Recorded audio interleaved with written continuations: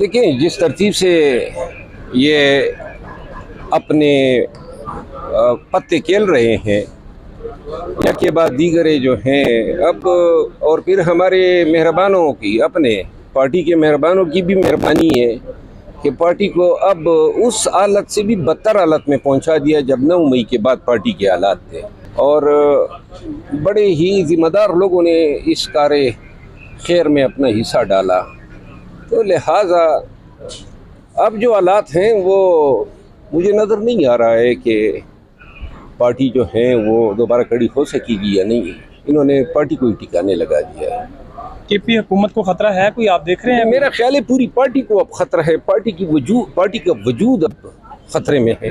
علی امین خان گنڈاپور کی ٹرولنگ جاری ہے، برسٹر گور کی ٹرولنگ جاری ہے، مجھے تو گالیاں دے رہے ہیں ٹرولنگ سے بڑھ کے۔